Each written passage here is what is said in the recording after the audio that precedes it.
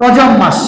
আমরা চাই না ভারতের সাথে যুদ্ধ করতে, কিন্তু তারা যদি গায়ে পড়ে লেগে আমাদের সীমানার আন্তর্জাতিক আইনের জায়গায় যদি তারা কুটি বসাতে আসে, আমাদের মিডিয়াররা, আমাদের জওয়ানরা প্রতিহত করবে ইনশাআল্লাহ।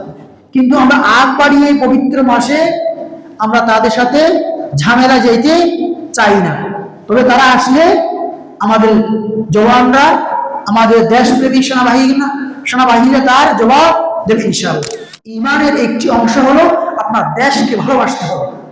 আপনি সালাত আদায় করবেন, সিয়াম পালন করবেন, আল্লাহ দাসত্বকে মানবেন, কিন্তু দেশের ভালোবাসা আপনার নেই, মাতৃভূমির প্রতি ভালোবাসা আপনার নেই, দেশের প্রতি আন্তরিকতা আপনার নেই, তাহলে আপনি সত্যিকার অর্থে ইমানদার নন। অতএব আমার দেশের সীমানায় যদি রজব মাসেও, নিষিদ্ধ মাসেও, যেখানে আল্লাহ রাব্বুল আলামিন আমাদেরকে যুদ্ধ বিগ্রহ করতে নিষিদ্ধ করেছেন, সেই সময় যদি তারা আসে আমরা প্রতিহত করব। তবে আগ বাড়িয়ে আমরা ঝামেলা যাব না, কারণ আল্লাহ বলেছেন যে রজব মাস মহিমান্বিত মাস, এই মাসে তোমরা যুদ্ধ বিগ্রহে জড়তে পারবে না। আজকে আমরা রজব মাস সম্পর্কে কিছু কথা বলবো। রজব মাস সম্পর্কে তৎকালীন জাহিরি যুগে যে কুসংস্কার, যে বিদআত প্রচলিত ছিল, সেগুলো সম্পর্কে আমরা জানবো ইনশাআল্লাহ। মুহতারাম হাজিরিন, আল্লাহ সুবহানাহু ওয়া তাআলা পবিত্র কুরআনুল কারীমের মধ্যে স্পষ্ট করে জানিয়ে দিয়েছেন আমাদেরকে বছরে 12টি মাস আছে, বছরে 12টি মাস আছে। তার মধ্যে 4টি মাস হলো খুবই সম্মানিত, খুবই মহিমান্বিত, এবং এই মাসগুলোতে সব ধরনের যুদ্ধ বিগ্রহ নিষিদ্ধ করেছেন আল্লাহ রাব্বুল আলামিন। আল্লাহ বলছেন, ইন্না ইদ্দাতাশ শুহুরি ইনদাল্লাহি 12 শাহরান ফি কিতাবিল্লাহ ইয়াওমা খালাকাস সামাওয়াতি ওয়াল আরদ। আসমান জমিন যখন থেকে সৃষ্টি করেছেন, ঠিক তখন থেকে রব্বুল আলামিন বছরে 12টি মাস সুবিধার্থে আল্লাহ রাব্বুল আলামিন সৃষ্টি করেছেন। মিনহা আরবাআতুল হুরুম, এই 12 মাসের মধ্যে 4টি মাস হলো নিষিদ্ধ মাস, 4টি মাস হলো খুবই মহিমান্বিত মাস, সম্মানিত মাস। যালিকা দ্বীনুল কাইয়্যিম, আল্লাহ বলছে এটি স্থায়ী বিধান।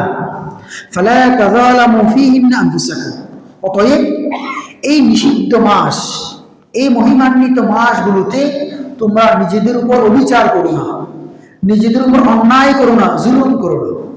কিরকম জুলুম, সামনে আমরা আলোচনা করব।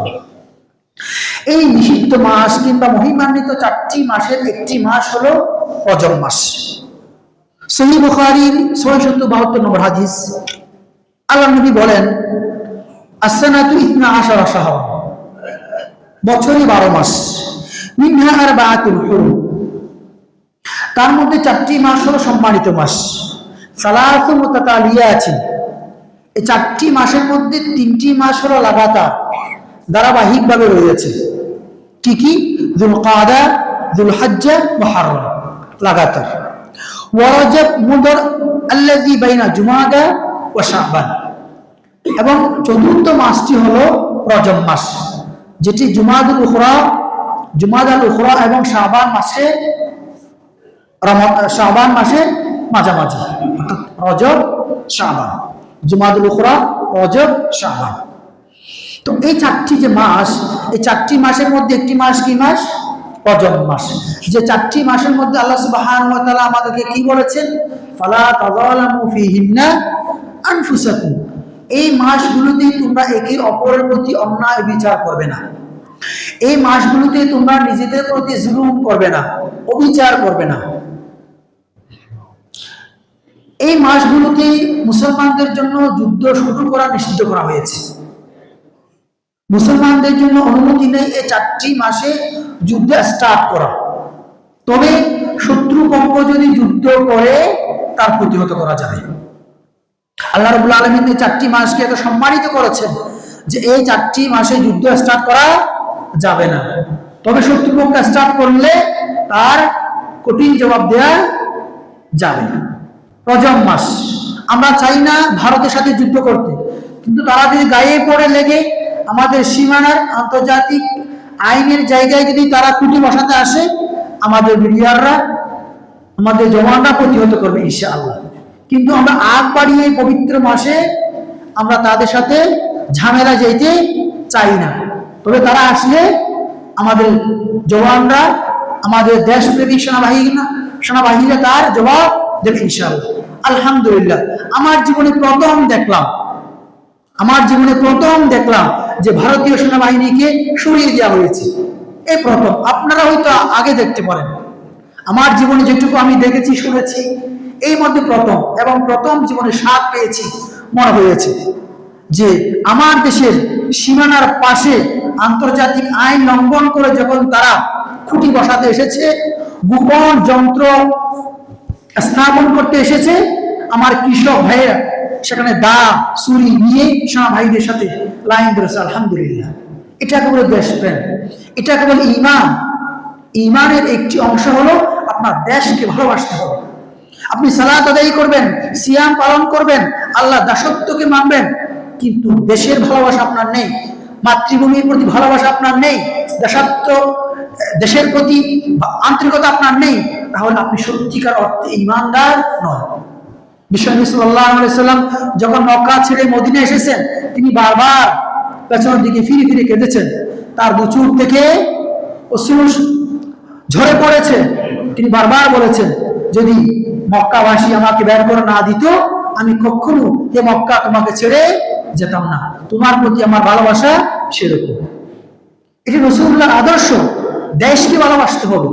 অতএব আমার দেশের সীমানায় যদি রজব মাসেও, নিষিদ্ধ মাসেও, যেখানে আল্লাহ রাব্বুল আলামিন আমাদেরকে যুদ্ধ বিগ্রহ করতে নিষিদ্ধ করেছেন, সে সময় যদি তারা আসে, আমরা প্রতিহত করব।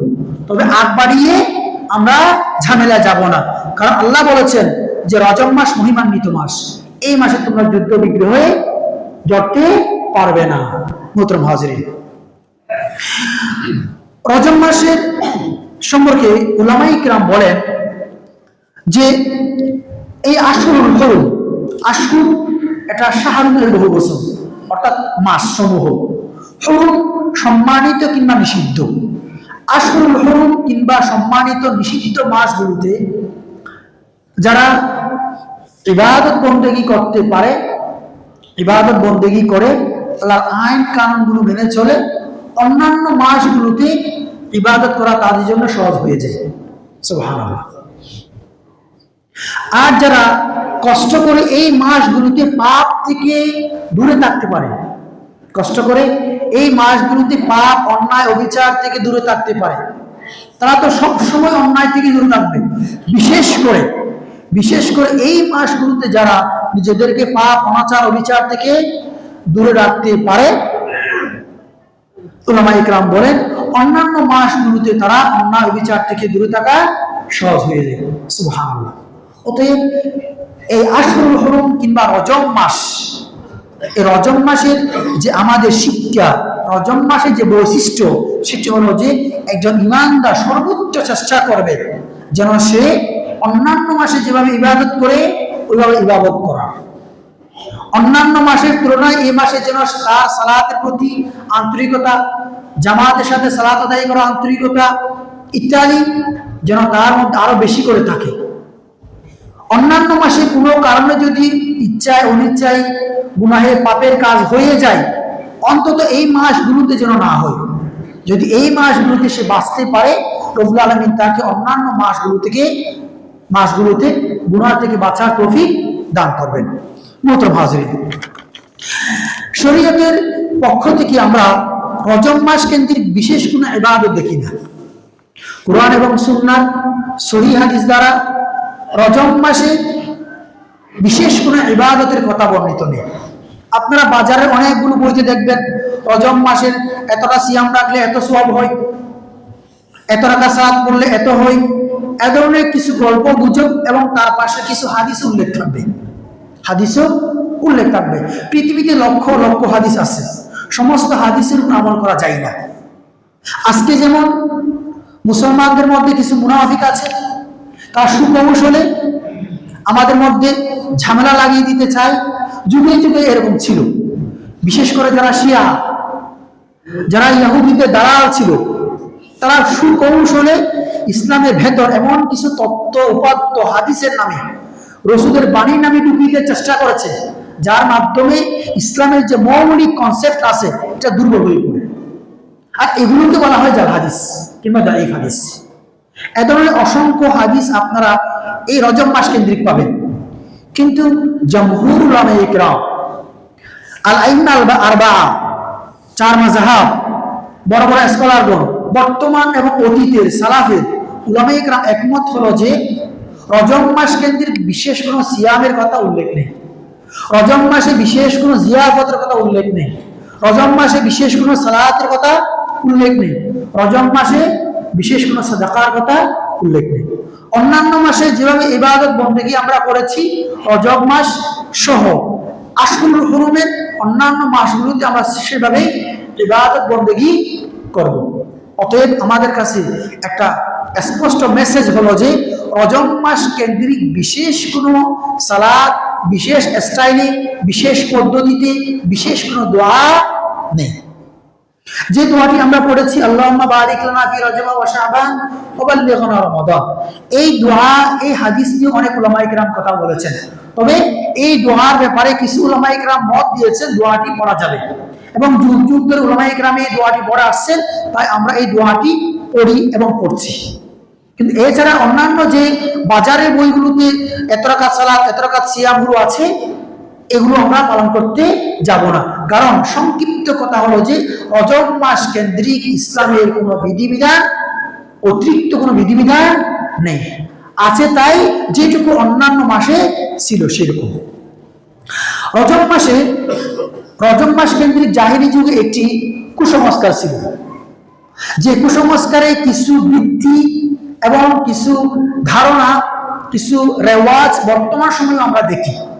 কি ছিল সেটি? সেটি ছিল যে জাহিলি যুগে রজব মাসে মুশরিকরা তাদের প্রতিমার নামে, তাদের মূর্তির নামে মান্যত করত, তাদের মূর্তিকে সন্তুষ্টি করবার জন্য তারা পশু জবাই করত। এই জবাইকে তারা বলতো আতিরা, হাদিসের ভাষায় এটা আতিরা বলা হতো। রজব মাস আসলে তারা তাদের নির্দিষ্ট মূর্তি, নির্দিষ্ট প্রতিমার নামে পশু জবাই করে উদযাপন করত, এবং তারা মনে করত এটি রজব মাস কেন্দ্রিক তাদের বিশেষ ইবাদত। রাসূল করিম সাল্লাল্লাহু আলাইহি ওয়াসাল্লাম এই রেওয়াজকে, এই কুসংস্কারকে মূলোৎপাটন করেছেন। তিনি স্পষ্ট ভাষায় বলেছেন যে আল্লাহ ছাড়া কারো নামে মান্যত করা যায় না, আল্লাহ ছাড়া কারো নামে পশু জবাই করা যায় না, সেটি হোক কোনো প্রতিমার নামে, হোক সেটি কোনো অলির নামে, কোনো আউলিয়ার নামে, কোনো পীরের নামে, ইভেন কোনো নবীর নামেও পশু জন্তু জবাই করে খাওয়া যাবে না, মান্যত করা যাবে না। মান্যত হবে একমাত্র আল্লাহর জন্য, জবে হবে একমাত্র আল্লাহর নামে। আল্লাহ নবী সাল্লাল্লাহু আলাইহি ওয়াসাল্লাম যখন দেখলেন যে মক্কার কাফেররা, মদিনার কাফেররা এই কাজগুলো করছে, আল্লাহ নবী সাল্লাল্লাহু আলাইহি ওয়াসাল্লাম স্পষ্ট করে বলে দিয়েছেন এটি বিদআত, এটি কুসংস্কার, এটি ইসলামে কখনো পালিত হতে পারে না। অথচ আজকে আমরা অনেকগুলো মাজারে রজব কেন্দ্রিক কিছু কুসংস্কার দেখি। যে মাজারগুলো আছে, অনেকগুলো মাজারে, আমি নাম বলছি না, অনেকগুলো মাজারে এইরকম রজব কেন্দ্রিক কিছু বিভিন্ন অনুষ্ঠান, জবে, মান্যত, বিভিন্ন প্রচলন আমরা দেখছি। এটা সম্পূর্ণ শিরকি কাজ, কুফরি কাজ। যে কাজটি শিরকি, এই কাজটি কুফরি, মনে রাখবেন।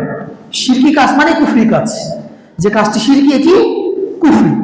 অতএব এই রজব কেন্দ্রিক মান্যত করা, রজব কেন্দ্রিক মাজারে পশু জন্তু জবাই করা, কোন পীর ওলির নামে পশু জন্তু জবাই করা, এটি ওই কুসংস্কারের ধারাবাহিকতা যেটি কুরাইশরা, মক্কার কাফেররা করত, যেটিকে আল্লাহ নবী সাল্লাল্লাহু আলাইহি ওয়াসাল্লাম একেবারে মূলোৎপাটন করেছেন, নিষিদ্ধ করেছেন, যেটি সহিহ বুখারী 822 নম্বর হাদিসে বর্ণিত হয়েছে, যেটিকে তাদের ভাষায় কি বলা হতো?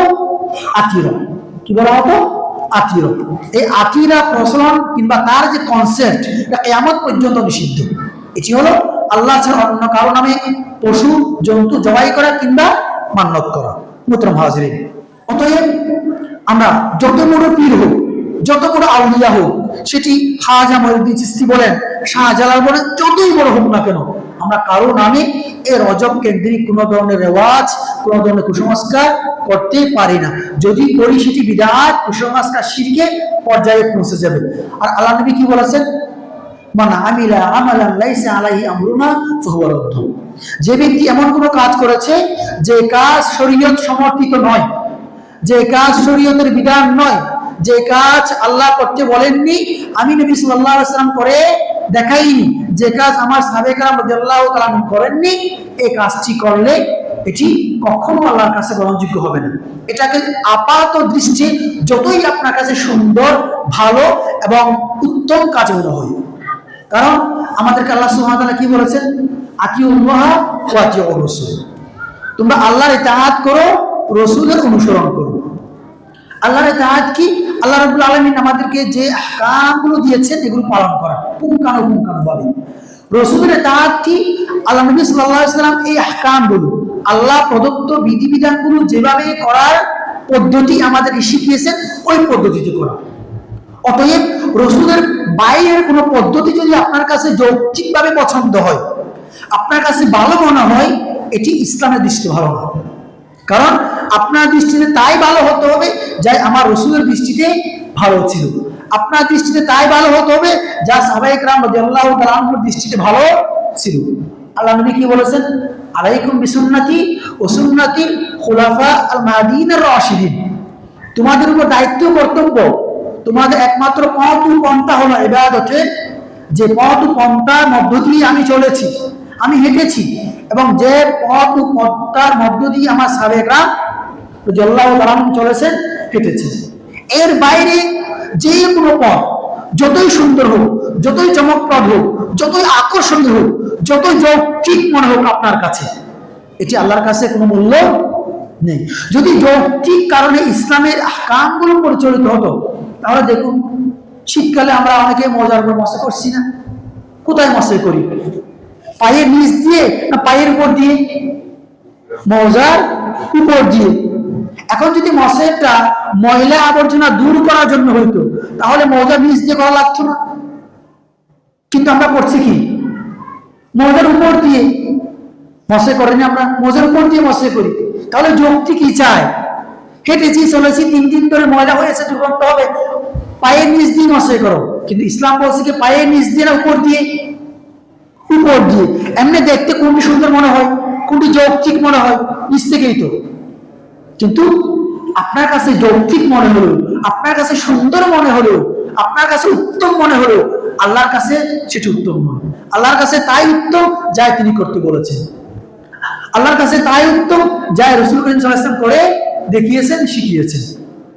যদি ইসলাম যৌক্তিক কারণে হইতো, তাহলে আমরা যে মলত্যাগ করি, প্রস্রাব করি, এক জায়গা থেকে আমাদেরকে পবিত্র হওয়ার জন্য দৌত করতে হয় অন্য কিছু জিনিস, মুখ দৌত করতে হয়, হাত পা ইত্যাদি, এটা কি যৌক্তিক কারণ হয়?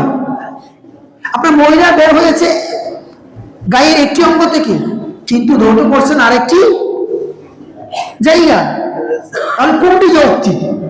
যৌক্তিক হলো যেখান থেকে মহিলা আবর্জনা বের হয়েছেন তার চারপাশ দিয়ে নেবেন, চারপাশ আরেকটু দিয়ে নেবেন, এটাই যৌক্তিক কারণ হয়।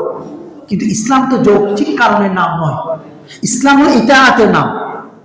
ইসলাম যৌক্তিকের নাম নয়, কিসের নাম? ইতাআতের নাম। ইতাআত কি? আল্লাহ যাই বলেছেন তাই। ওয়া আলামু বিল মুহতাদিন। তিনি ভালো জানেন, তিনি ভালো জানেন। তিনি ফেরেশতাদেরকে বললেন যে আমি চাই পৃথিবীতে এমন একটি খলিফা, প্রতিনিধি সৃষ্টি করব যে আমার ইবাদত বন্দেগী করবে, আমার প্রতিনিধিত্ব করবে। তারা কি বললেন? কারণ তারা তো বুঝে না। তারা বললেন যে আল্লাহ কি দরকার? আমরা আপনার প্রশংসা করছি, আপনার পবিত্রতা বর্ণনা করছি, সবই তো আমাদের দ্বারা হচ্ছে, আর দরকারটা কি? পৃথিবীতে আবার একটা জাতি তৈরি করা যারা মারামারি করবে, হানাহানি করবে, খুন খারাপি করবে। আল্লাহ কি বললেন? ইন্নী আ'লামু মা লা তা'লামুন। তোমাদের যৌক্তিক মনে হচ্ছে, তোমাদের মনে হচ্ছে তারা সেখানে মারামারি, কাটাকাটি, খুন খারাপি করবে, কিন্তু তোমরা জানো না এর মধ্যে কি কল্যাণ আছে। আমি যা জানি তোমরা তা জানো না। অতএব ইসলাম যুক্তির নাম নয়, ইসলাম কিসের নাম? এটা অনুসরণ, অনুকরণের নাম। অতএব রজব মাস কেন্দ্রিক যত আমলগুলো আপনার কাছে যৌক্তিক মনে হবে, আমি একটা গরু জবাই করে সবাইকে খাওয়াইলে কি হয়, অবশ্যই সুন্দর কাজ, কিন্তু এই কাজটিকে যখন আপনি রজব কেন্দ্রিক করে ফেলেছেন, রজব কেন্দ্রিক ইবাদত বানিয়ে নিয়েছেন, এখানে সমস্যা। আল্লাহ নবী সাল্লাল্লাহু আলাইহি ওয়াসাল্লাম আমাদেরকে সাদাকা, খায়রাত, গরিবদেরকে খাওয়ানো ইত্যাদি কাজে উদ্বুদ্ধ করেছেন, প্রত্যেকটি সওয়াবের কাজ। কিন্তু সেই কাজটিকে যখন রসুলের পদ্ধতি অনুসরণ না করে আপনি একটা স্পেসিফিক জায়গায় নির্দিষ্ট কোনো মাসের সাথে করে ফেললেন, যেটা রসুল করেন নাই, সাহাবায়ে কেরাম করেন নাই, এটি বিদআত হয়ে গেছে। দেখতে সুন্দর, অতএব আপনার কাছে সুন্দর মনে হলেও এটি সুন্দর নয়। সুন্দর কোনটি?